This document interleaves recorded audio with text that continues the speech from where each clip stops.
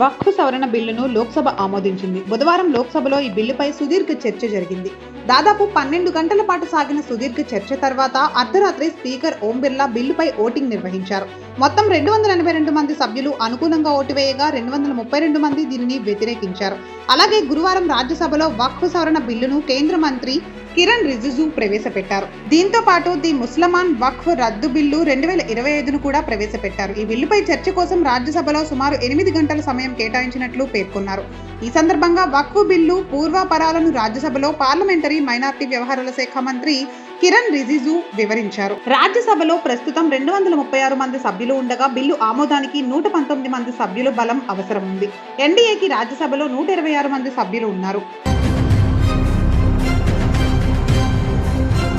హెచ్సీలోని 400 ఎకరాల భూములపై మాజీ మంత్రి కేటీఆర్ సంచలన ప్రకటన చేశారు. ఆ భూములను ఎవరు కొనుగోలు చేయవద్దని హెచ్చరించారు. ఎవరైనా కొనుగోలు చేస్తే నష్టపోతారని స్పష్టం చేశారు.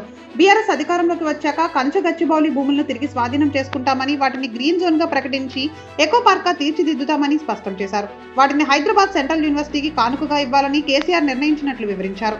ఆ భూములు హైదరాబాద్ ప్రజలకు చెందినవని, వాటిని అమ్మే ఆలోచనను మానుకోవాలని ప్రభుత్వానికి కేటీఆర్ హితవు పలికారు. ఈ విషయంలో ప్రభుత్వం వెనక్కి తగ్గేదాకా ఉద్యమిస్తామని స్పష్టం చేశారు. CM Revanth Reddy real estate broker లాగా ప్రవర్తిస్తున్నారని అన్నారు. ప్రభుత్వం వెనక్కు తగ్గకపోతే హైదరాబాద్ ప్రజలతో హెచ్సీయూ మార్చ్ నిర్వహిస్తామని స్పష్టం చేశారు. తెలంగాణ సీఎం రేవంత్ రెడ్డిపై సుప్రీంకోర్టు న్యాయమూర్తి జస్టిస్ గవాయి తీవ్ర ఆగ్రహం వ్యక్తం చేశారు. బాధ్యతాయుతమైన పదవిలో ఉన్న వ్యక్తులు సమన్వయంతో వ్యవహరించాలని హితవు పలికారు. కోర్టు విచారణలో ఉన్న అంశంపై వ్యాఖ్యలు చేయొద్దని సూచించారు. పార్టీ ఫిరాయించిన ఎమ్మెల్యేలపై అనర్హత వేటు వేయాలి అంటూ దాఖలైన పిటిషన్ విచారణ సందర్భంగా జస్టిస్ గవాయి ఈ వ్యాఖ్యలు చేశారు. రాష్ట్రంలో ఉన్న ఉప ఎన్నికలు రావంటూ ఇటీవల అసెంబ్లీలో సీఎం రేవంత్ రెడ్డి చేసిన వ్యాఖ్యలను కోర్టులో ప్రస్తావించారు. దీనిపై జస్టిస్ బిఆర్ గవాయి తీవ్రంగా స్పందించారు. ఒక రాష్ట్రానికి ముఖ్యమంత్రిగా ఉండి కోర్టు పరిధిలో ఉన్న అంశంపై సంయమనం పాటించాల్సిన అవసరం లేదా అని ప్రశ్నించారు. ప్రజాస్వామ్య వ్యవస్థపై తమకు పూర్తి గౌరవం ఉందని, మిగతా 2 వ్యవస్థల నుంచి అలాంటి గౌరవాన్ని తాము కోరుకుంటున్నామని ఆయన అన్నారు. బీఆర్ఎస్ పార్టీ నుంచి కాంగ్రెస్ లో చేరిన ఎమ్మెల్యేలపై అనర్హత వేటు వేయాలని దాఖలైన పిటిషన్లపై సుప్రీంకోర్టులో విచారణ ముగిసింది. ఈ కేసులో ఇరుపక్షాల వాదనలు విన్న justice B R Gavai, justice Augustine George మసీహ్లతో కూడిన ద్విసభ్య ధర్మాసనం తీర్పును రిజర్వ్ చేస్తున్నట్లు ప్రకటించింది. ఈ సందర్భంగా ఎమ్మెల్యేల అనర్హత కేసులో స్పీకర్ కు గడువు విధించిన సింగిల్ బెంచ్ తీర్పు సరికాదని అభిషేక్ మను సింఘ్వి కోర్టుకు తెలిపారు. స్పీకర్ నిర్ణయానికి కాలపరిమితి విధించే విషయంలో ఇప్పటి వరకు ఎలాంటి తీర్పులు లేవన్నారు. సింగిల్ బెంచ్ తీర్పును కొట్టివేసిన డివిజన్ బెంచ్ తీర్పు సరైనదేనని సమర్థించారు. ఎమ్మెల్సీగా ప్రమాణ స్వీకారం చేసిన నాగబాబు తన తమ్ముడు డిప్యూటీ స్పీకర్ పవన్ కళ్యాణ్ ను మర్యాదపూర్వకంగా కలిశారు. విజయవాడలో వీరిద్దరూ ప్రత్యేకంగా సమావేశమయ్యారు. ఈ సందర్భంగా అన్నయ్యకు తమ్ముడు పవన్ కళ్యాణ్ శుభాకాంక్షలు తెలిపారు. అదే సమయంలో మెగాస్టార్ చిరంజీవి కూడా నాగబాబుకు శుభాకాంక్షలు తెలియజేశారు.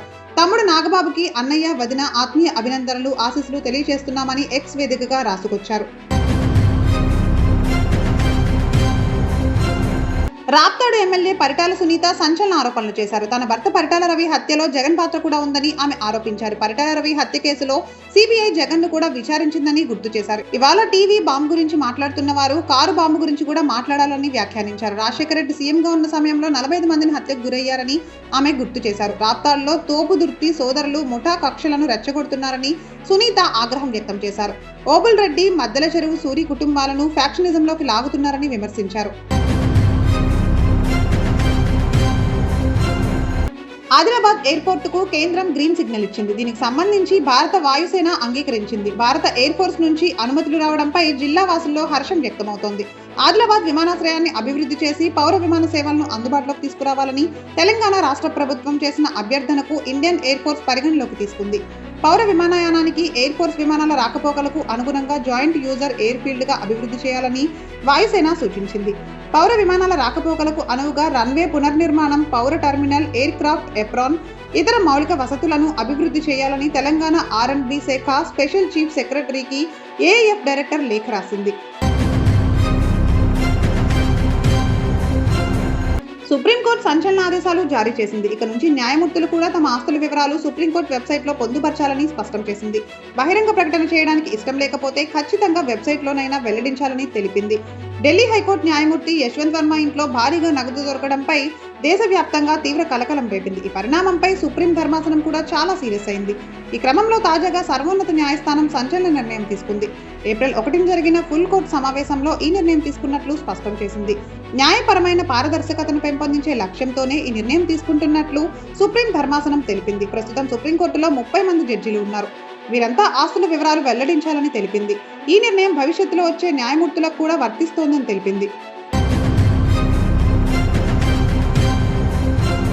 కన్నడ నటి రన్యారావుతో తెగతెంపులు చేసుకునేందుకు ఆమె భర్త జతిన్ హుక్కేరి రెడీ అయ్యాడు. 4 నెలల క్రితమే ఇద్దరికి వివాహం కాగా అప్పటి నుండి ఏనాడు సంసారం చేయలేదని, వ్యాపారాల పేరుతో విదేశాలకు వెళ్తూ ఉండేదని, 1 నెల కూడా తనతో సరిగ్గా లేదని ఇటీవల విచారణ సందర్భంగా DRI అధికారుల ముందు జతిన్ హుక్కేరి తెలిపారు.